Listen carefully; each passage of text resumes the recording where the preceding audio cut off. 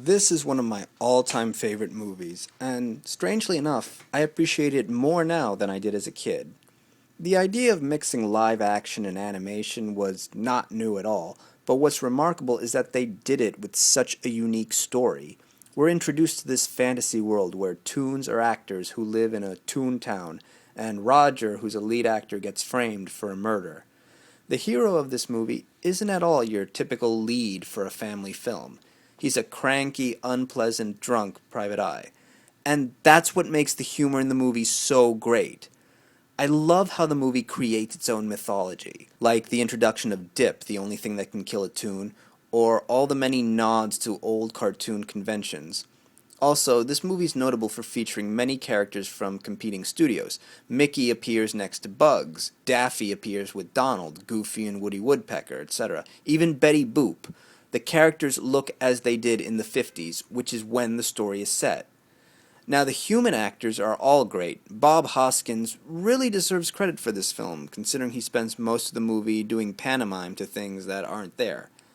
And then there's Christopher Lloyd. I've always loved Christopher Lloyd, and while his most celebrated role will probably always be the Back to the Future films, I actually think this is his best performance.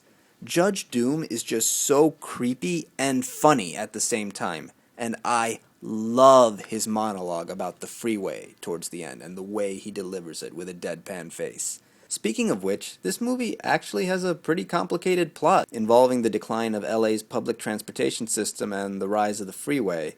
It's so unique for this kind of film. Again, the script is really priceless. And I haven't yet mentioned Jessica Rabbit, who became an iconic character. Or what about all the great, dark, adult humor often hidden in there? This movie is a gem and a triumph of what you can do with visual effects and a vision. It was so popular that they made three more Roger Rabbit shorts that played in front of other Disney movies during the late 80s and early 90s. I still remember seeing one in front of Dick Tracy back when I was 6. I always say that this movie deserved a Best Picture nomination for 1988. I know many people might respond with, "Really? This is a movie for kids. It's so fluffy."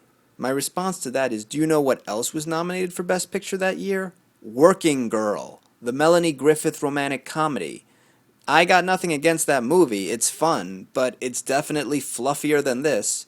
Who Framed Roger Rabbit is just a celebration, not only of animation, but of cinema itself. Now, over the years, there's always been talk of a sequel. I mean, it's been on and off again ever since 1988, and I'm still hearing new rumors today.